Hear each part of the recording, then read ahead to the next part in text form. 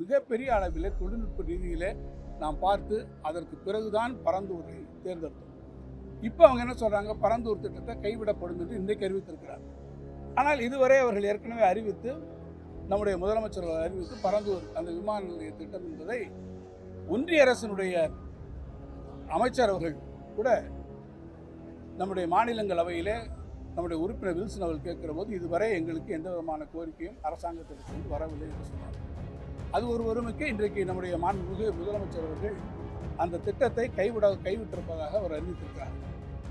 அண்ணன் வேலு அவர்கள் அதில் பலமுறை அவர்களிடத்தில் பேச்சுவார்த்தை அங்கே இருக்கக்கூடிய விவசாயிகளிடத்தில் பேசி அவர்களிடத்தை எடுத்து சொல்லி அந்த இடத்திலே அதை அமைப்பதற்கு ஏறத்தாழ அங்கே இருக்கக்கூடிய பலரும் ஒரு கிராமத்தில் இருந்தவர் அத்தனை பேரும் ஒப்புக்கொண்டு அவர் காம்பன்சேஷன் வாங்கியிருக்கிறார்.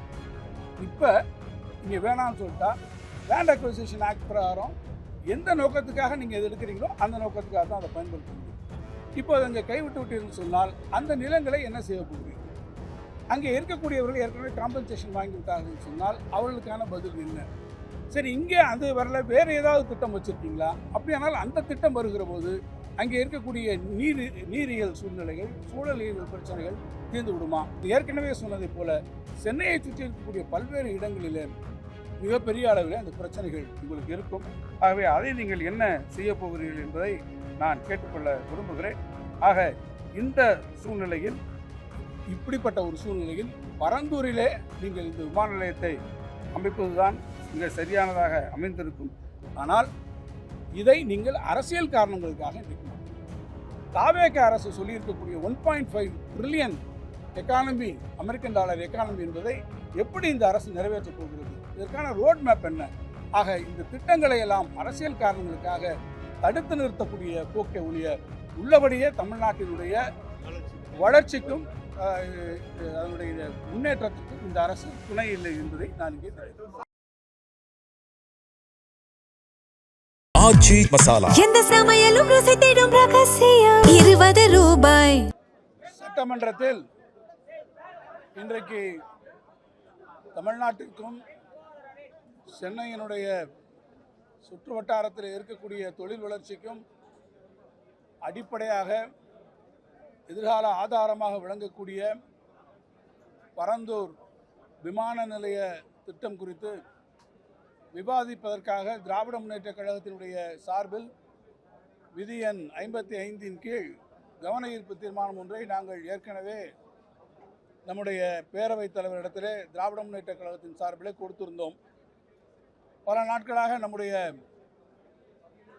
கழகத்தின் கொறடா அண்ணன் வேலு அவர்களும் எதிர்க்கட்சி துணைத் தலைவர்களும் வலியுறுத்தியதற்கு பிறகும் அதை இன்று எடுத்துக்கொள்கிறோம், நாளை எடுத்துக்கொள்கிறோம் என்று ஒவ்வொரு நாளும் தள்ளிப்போய் இறுதியாக எங்களிடத்திலே திங்கட்கிழமை உங்களுடைய கவன ஈர்ப்பினை சிறப்பு கவன ஈர்ப்புக்காகவும் எடுத்துக்கொள்கிறோம் என்று அவர்கள் எங்களிடத்தில் தெரிவித்திருந்தார்கள்.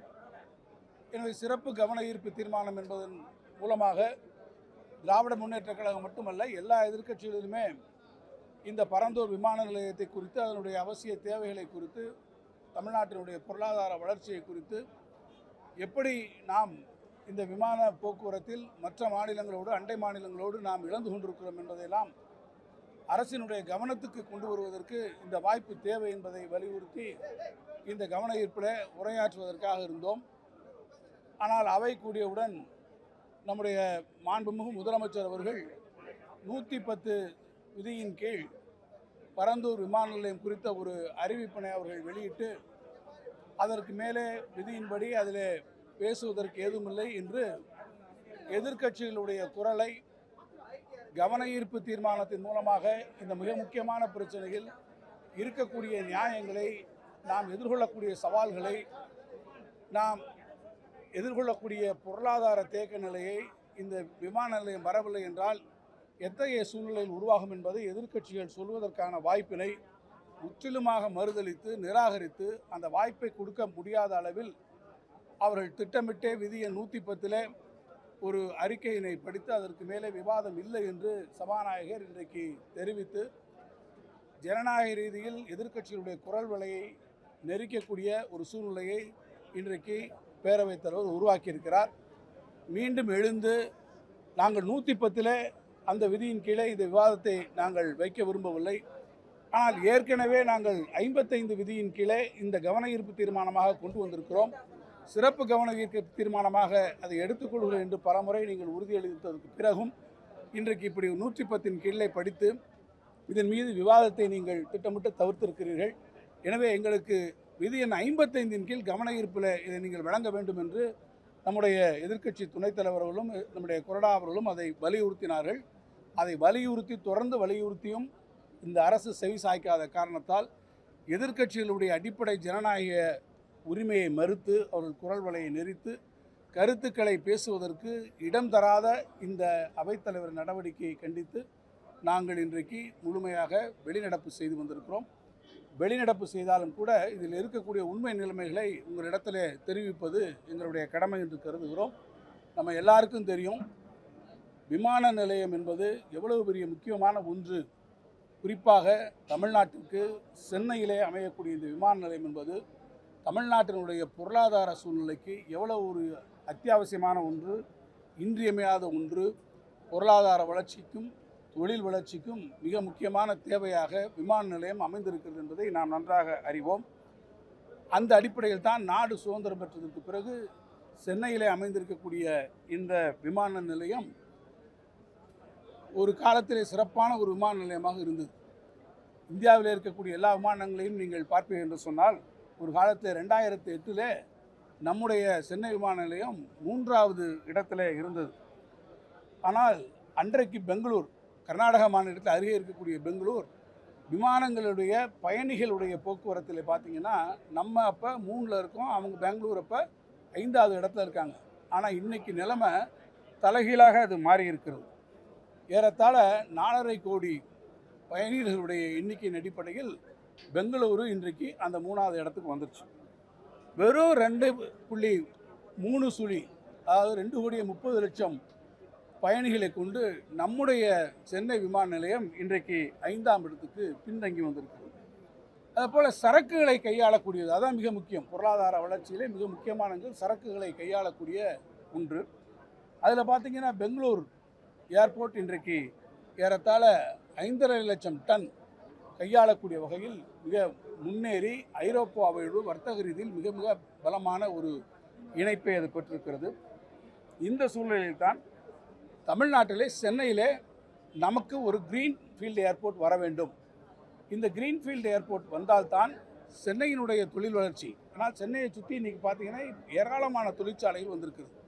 இந்த தொழிற்சாலைகள் குறிப்பாக ஸ்ரீபெரும்புதூர் பகுதியிலே அமைந்திருக்கக்கூடிய தொழிற்சாலைகள் இன்றைக்கி எலக்ட்ரானிக்ஸ் ஏற்றுமதியிலே தமிழ்நாடு மிகப்பெரிய முன்னேற்றத்தை பெற்றிருக்கிறது, முதலிடத்தில் இருக்கிறது என்று சொன்னால் அங்கே அமைந்திருக்கக்கூடிய எலக்ட்ரானிக்ஸ் தொழிற்சாலைகள் ஸ்ரீபெரும்புதூரில் வந்திருக்கக்கூடிய இந்த வளர்ச்சிக்கு அமைந்திருக்கக்கூடிய தொழிற்சாலைகளுடைய எண்ணிக்கைகள் அவர்கள் அதை தேர்ந்தெடுத்ததற்கு காரணம் அந்த பகுதியில் எதிர்காலத்திலே ஒரு பெரிய விமான நிலையம் கிரீன்ஃபீல்டு ஏர்போர்ட் வரும் என்ற நம்பிக்கையில் தான் அவர்கள் அன்றைக்கு அந்த பகுதியை தொழிற்சாலைகளை நாம் அமைத்திருக்கிறோம். இதையெல்லாம் கருத்தில் கொண்டு போது தான் நம்முடைய கழக ஆட்சியிலே நம்முடைய மாண்புமிகு முதலமைச்சராக இருந்த கழகத்தின் தலைவர் தளபதி அவர்கள் முதலமைச்சராக வருகிற போது தமிழ்நாட்டினுடைய பொருளாதாரத்தை $1 டிரில்லியன் அமெரிக்கன் நாம் 2030க்குள் உயர்த்துவோம் என்று அவர்கள் ஒரு இலக்கை நிர்ணயித்தார்கள். அந்த இலக்கினுடைய அடிப்படையிலே தான் அதற்கு மிக முக்கியமான ஆதாரமாக இருக்கக்கூடிய இந்த ஏர்போர்ட் பார்க்குறத நம்ம அன்றைக்கி ஆரம்பித்தோம். நீங்கள் உங்கள் எல்லாருக்கும் தெரியும், ஒரு ஏர்போர்ட்டை நம்ம அதற்கான இடத்தை தேர்வு செய்கிற போது மிக முக்கியமான காரணிகளை நம்ம அதுக்கு பார்க்க முடியும். ஒன்று, அதற்கான இடம் இருக்கக்கூடிய அளவில் பார்க்கணும். இன்னொன்று, எந்த அளவிற்கு குறைந்த அளவிற்கு அங்கே இருக்கக்கூடிய மக்கள் பாதிக்கப்படுவார்கள், வசிக்கக்கூடியவர்கள் பாதிக்கப்படுவார்கள், வசிக்கக்கூடிய இடங்கள் மிக குறைவான அளவில் இருக்க வேண்டும். இன்னொன்று, டெக்னிக்கல் ஃபீசிபிலிட்டி. நாம் தேர்ந்தெடுக்கக்கூடிய இடங்களிலே விமான நிலையம் அமைக்க முடியாத அளவிற்கு தொழில்நுட்ப பிரச்சனைகள் எதுவும் இருக்கக்கூடாது. எனவே எல்லாவற்றையும் நாம் கருத்தில் கொள்ளும்போது சென்னையினுடைய புவியியல் அமைப்பு நமக்கு நல்லா தெரியும். சென்னையினுடைய கிழக்கு பகுதி முழுக்க வங்கக்கடல்.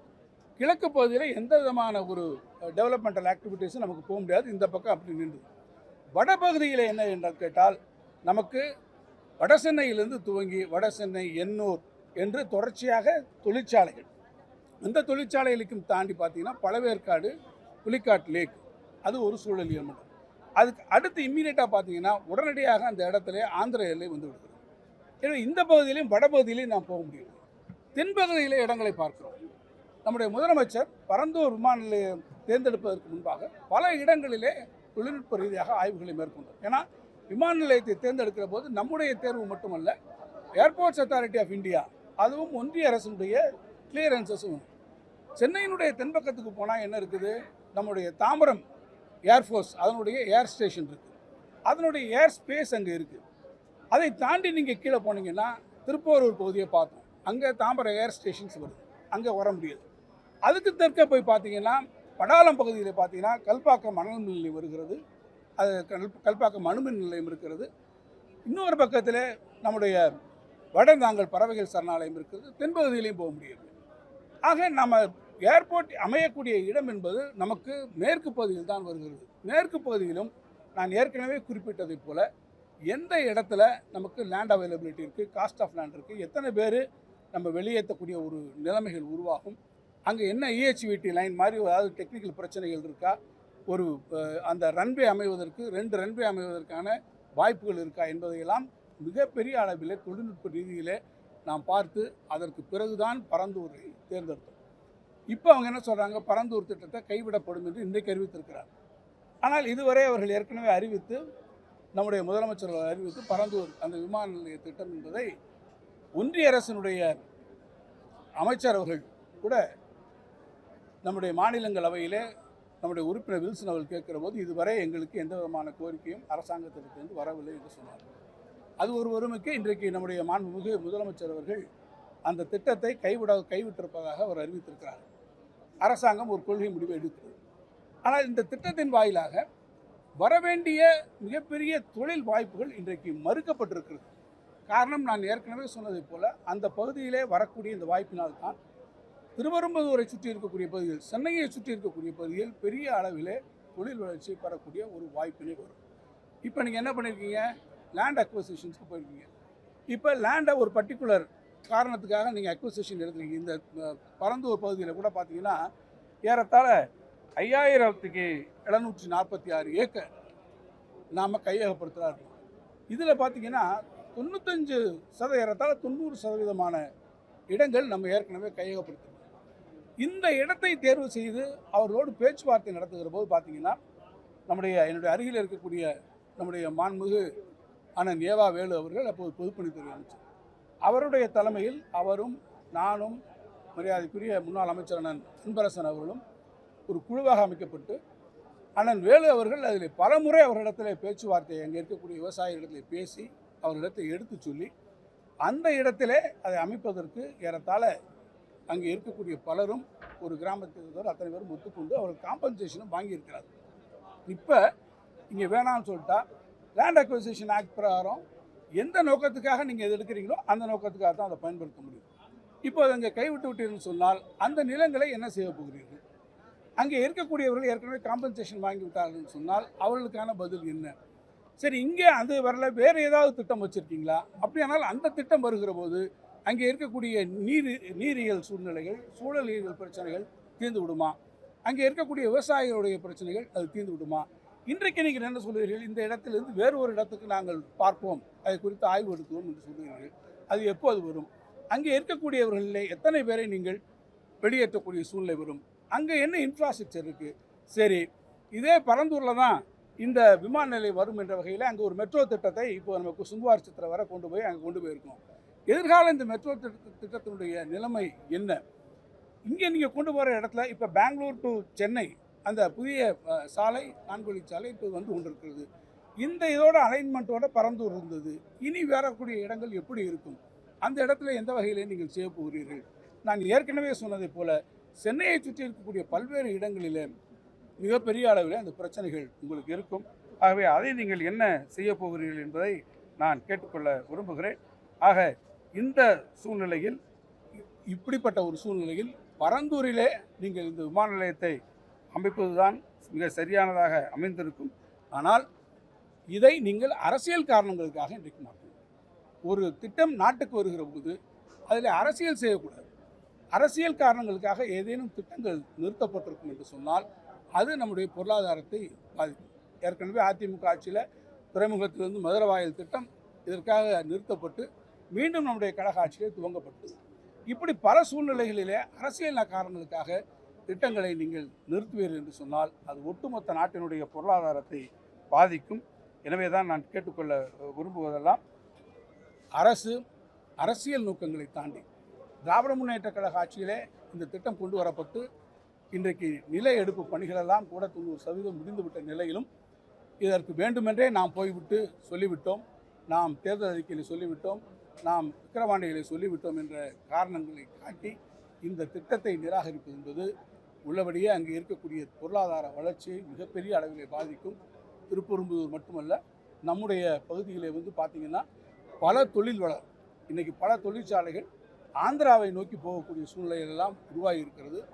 ஆந்திர அரசு ஏற்கனவே அங்கே ஒரு விமான நிலையம் அமைக்கக்கூடிய கருத்துரு இருக்கிறது. ஏற்கனவே ஓசூர் விமான நிலையத்தை நாம் இழந்திருக்கிறோம். பெங்களூரில் இப்போ 2வது ஏர்போர்ட்டுக்கு போயிட்டாங்க. குப்பத்தில் ஆந்திராவில் ஒரு ஏர்போர்ட் வருது. ஸோ ஓசூரை சுற்றி இருக்கக்கூடிய பகுதிகளெல்லாம் இன்றைக்கி ஏர்போர்ட்டுகள் வருகிற போது ஓசூரில் நமக்கு அனுமதி மறுக்கப்பட்டு அது ஓசூரை நாம் இழக்கிறோம். இப்போ மீண்டும் பரந்துரையும் இழந்தால் இந்த நாட்டினுடைய தொழில் வளர்ச்சி எங்கே போகும், பொருளாதார இலக்கு அங்கே போகும். தாவேக அரசு சொல்லியிருக்கக்கூடிய 1.5 trillion economy, American dollar economy என்பதை எப்படி இந்த அரசு நிறைவேற்றப் போகிறது? இதற்கான ரோட் மேப் என்ன? ஆக இந்த திட்டங்களை எல்லாம் அரசியல் காரணங்களுக்காக தடுத்து நிறுத்தக்கூடிய போக்கை ஒழிய உள்ளபடியே தமிழ்நாட்டினுடைய வளர்ச்சிக்கும் அதனுடைய முன்னேற்றத்திற்கும் இந்த அரசு துணை இல்லை என்பதை நான் இங்கே